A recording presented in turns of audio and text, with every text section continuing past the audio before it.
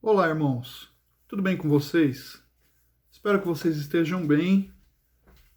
Muitas saudades de todos. Saudades dos nossos cultos, das nossas reuniões, dos nossos muitos abraços. Mas enquanto não voltam esses dias, a gente vai se vendo por aqui, a gente vai se falando por aqui.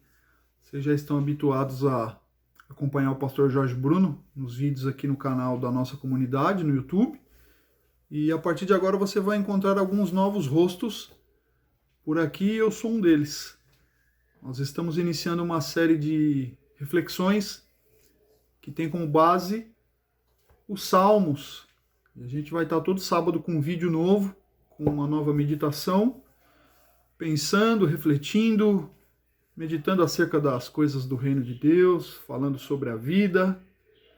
Esperamos que seja uma grande bênção para nós e para vocês também, é claro. O primeiro desses salmos que a gente vai ler junto é o salmo de número 77. É um salmo de Asaf, né? Quando nós falamos de salmos, logo nos vem à mente o nome de Davi, o autor da maioria dos salmos, mas existem alguns outros autores. Asaf é um deles. Aliás, o Salmo 77 ele está aqui em uma seção onde estão os outros salmos de Asaf. São 11 no total. E o Salmo de número 77, eu estou aqui com a NVI. Abra sua Bíblia aí, sua Bíblia de papel, sua Bíblia no celular. É importante que a gente leia junto, né? Como, aliás, temos por hábito fazer, né? Acompanhe comigo. O Salmo 77 diz assim: clamo a Deus por socorro. Clamo a Deus que me escute. Quando estou angustiado, busco o Senhor. De noite estendo as mãos sem cessar. A minha alma está inconsolável. Lembro-me de ti, ó Deus, e suspiro. Começo a meditar e o meu espírito desfalece. Não me permites fechar os olhos. Tão inquieto estou que não consigo falar. Fico a pensar nos dias que se foram, nos anos há muito passados. De noite recordo as minhas canções. O meu coração medita e o meu espírito pergunta: irá o Senhor rejeitar-nos para sempre? Jamais tornará a mostrar-nos o seu favor? Desapareceu para sempre o seu amor? Acabou-se a sua promessa? Esqueceu-se Deus de ser misericordioso? Em sua ira, refreou a sua compaixão? Então pensei, a razão da minha dor é que a mão direita do Altíssimo não age mais. Recordarei os feitos do Senhor, recordarei os teus antigos milagres, meditarei em todas as tuas obras e considerarei todos os teus feitos. Teus caminhos, ó Deus, são santos. Que Deus é tão grande como o nosso Deus? Tu és o Deus que realiza milagres. Mostras o teu poder entre os povos. Com teu braço forte resgataste o teu povo, os descendentes de Jacó e de José. As águas te viram, ó Deus. As águas te viram e se contorceram. Até os abismos estremeceram. As nuvens despejaram chuvas. Ressoou nos céus o trovão. As tuas flechas reluziam em todas as direções. No redemoinho estrondou o teu trovão. Os teus relâmpagos iluminaram o mundo. A terra tremeu e sacudiu-se. A tua vereda passou pelo mar, o teu caminho pelas águas poderosas, e ninguém viu as tuas pegadas. Guiaste o teu povo como a um rebanho, pela mão de Moisés e de Arão. Mesmo em dias extremamente difíceis como esses que a gente tem passado, dias em que a gente está longe de quem a gente ama, a gente não está podendo abraçar pessoas, a gente não está podendo se reunir, pelo menos fisicamente, como igreja. E mesmo nesses dias, há quem ainda defenda que Na espiritualidade cristã, na vida cristã, não há espaço para o medo, para a dúvida, para as angústias do dia mau. São discursos que defendem discursos recheados de frases feitas, de clichês religiosos e construídos a partir de versículos bíblicos pinçados, retirados do seu contexto, para defender que se você cumprir com todas as exigências de Deus, um Deus extremamente irado e implacável, mas se você cumprir com todas as exigências impostas, a adversidade não vai bater na sua porta. Se ela bateu, é porque você deixou de cumprir com alguma delas. Esse discurso, ele diz que se você cumprir com essas exigências, isso vai resultar em respostas para os dias maus, para os dias difíceis, respostas para todas as questões da vida, por mais superficiais e rasas que elas possam ser, mas você obterá resposta para todas as questões da vida, por mais difíceis que sejam. E mais e melhor,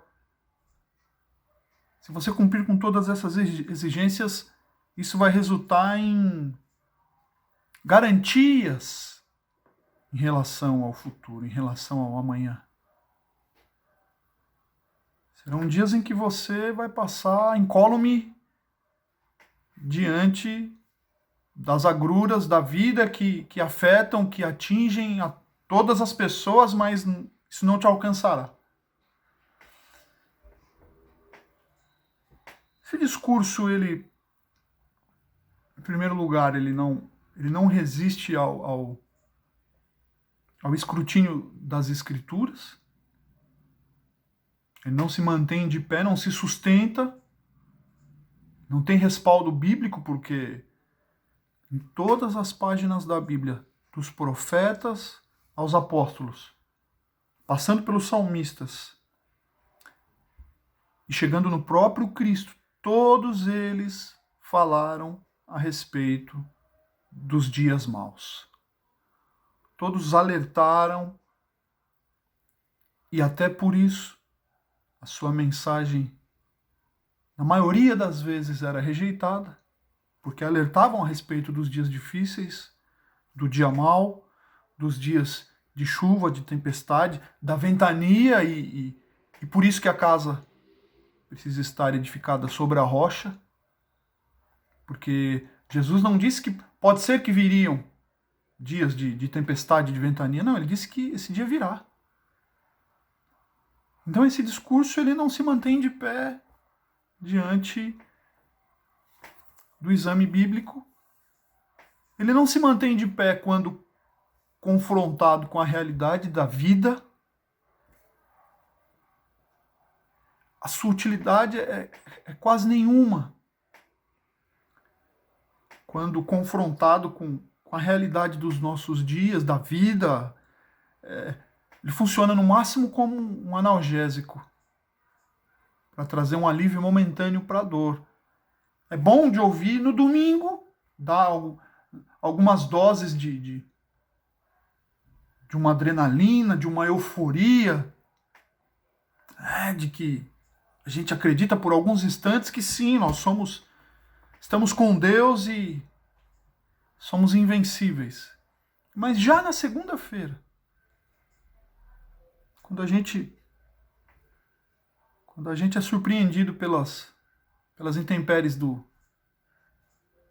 nosso dia a dia, ele não se mantém de pé. E ele é um discurso que faz com que relatos como esse aqui do salmista, que a gente acabou de ler, soem até estranho aos nossos ouvidos.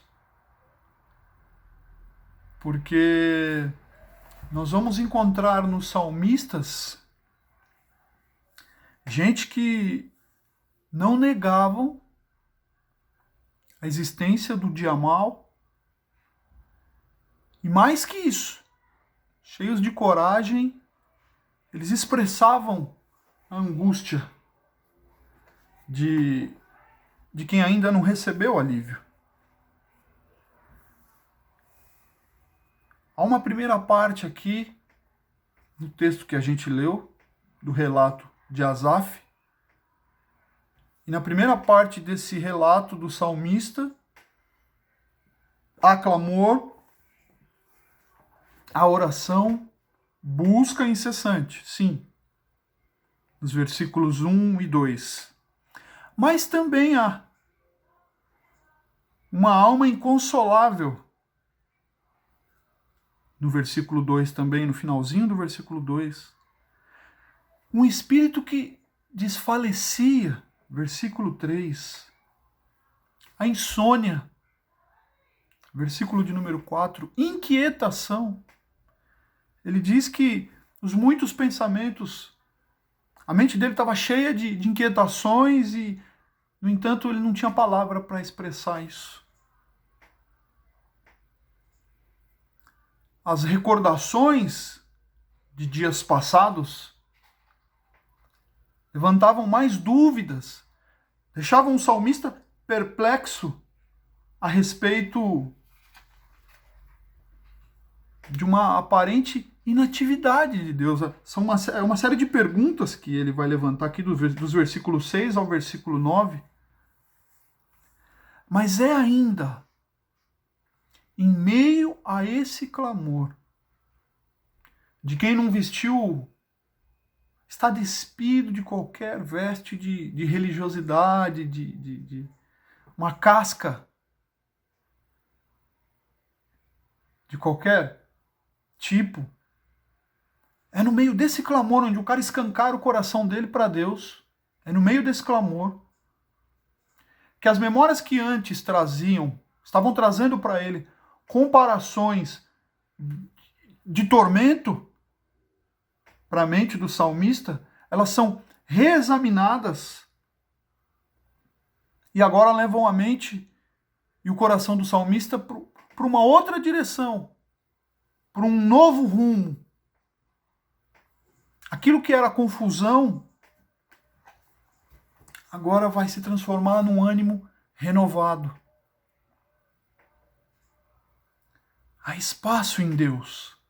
Há sim espaço para expormos as angústias, os medos, as dúvidas.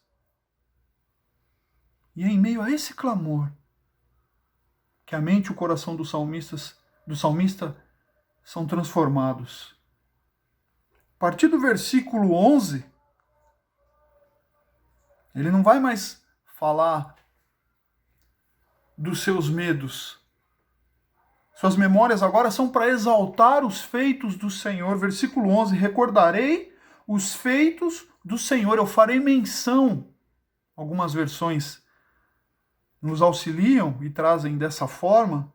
Eu farei menção dos feitos do Senhor, eu farei menção dos teus antigos milagres. Meditarei em todas as tuas obras e considerarei todos os teus feitos. Teus caminhos, ó Deus, são santos. Que Deus é tão grande como o nosso Deus? Tu és o Deus que realiza milagres. Mostras o teu poder entre os povos. Olha que é o Deus que realiza milagres. A ação de Deus, há pouco colocada em xeque pelo salmista, agora ele muda o discurso dele, muda completamente, radicalmente de rumo. Não, é o Deus que age, é o Deus conosco. É o Deus que realiza milagres. Não milagres no sentido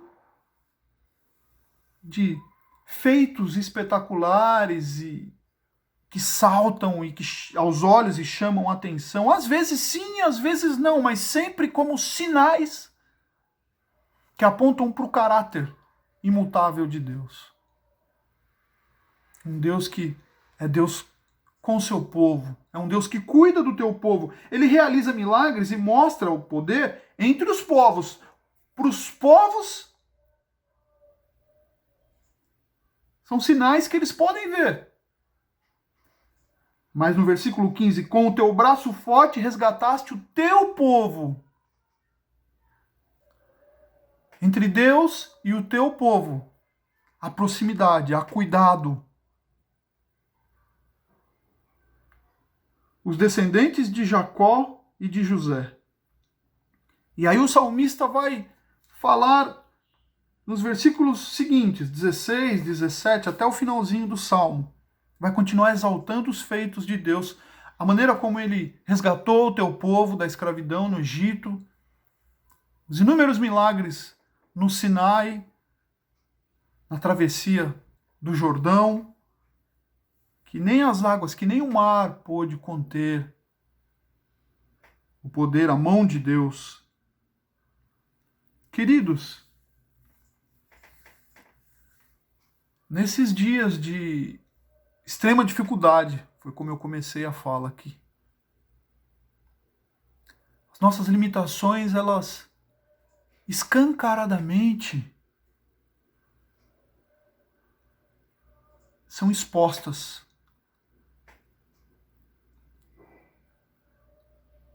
Dias difíceis como esses servem para trazer à tona o quão limitados nós somos. Por mais que a gente esteja acostumado, principalmente no nosso país, a dias de crise, isso não é exatamente novidade para a gente, mas não há como negar que essa crise atual, esse vírus, essa pandemia, faz até com que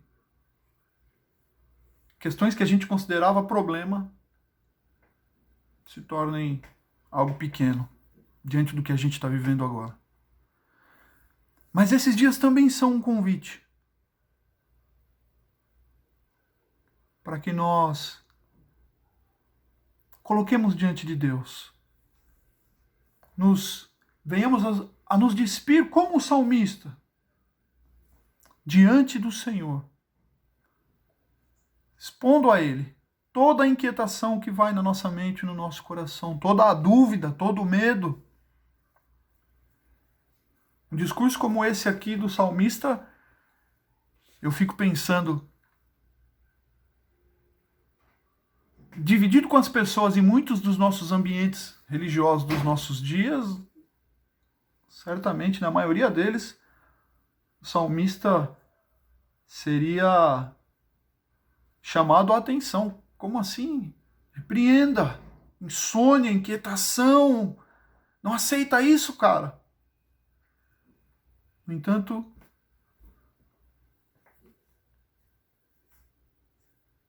em meio a esse clamor, que Deus muda a mente e o coração do salmista. Porque num relacionamento de amor, de liberdade, há espaço para a exposição dessas inquietações. Lá no Novo Testamento, João Batista, que nas palavras do próprio Cristo, entre os nascidos de mulher não houve ninguém maior do que ele, e num determinado momento, João que batizou o Cristo,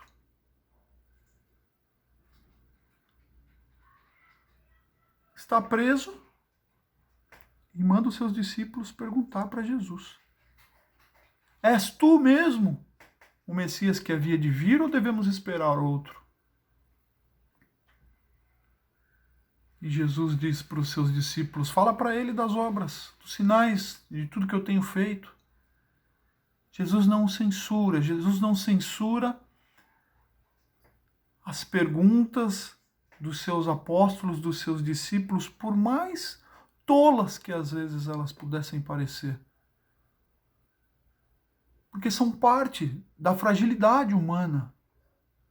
Isso expressa, isso mostra o quanto nós somos frágeis. Vida com Deus não nos transforma em anjos. Muito pelo contrário. é na expressão da nossa humanidade cheia de dúvidas e de incertezas, mas expostas de maneira sincera diante de Deus. Que Ele, por meio do seu Espírito, age no nosso coração, comunica ao nosso coração, nos lembra que nós somos filhos. Que Deus nos ajude, que assim seja o nosso clamor, que assim seja a nossa oração diante de Deus, as nossas orações. Que Deus nos abençoe a todos.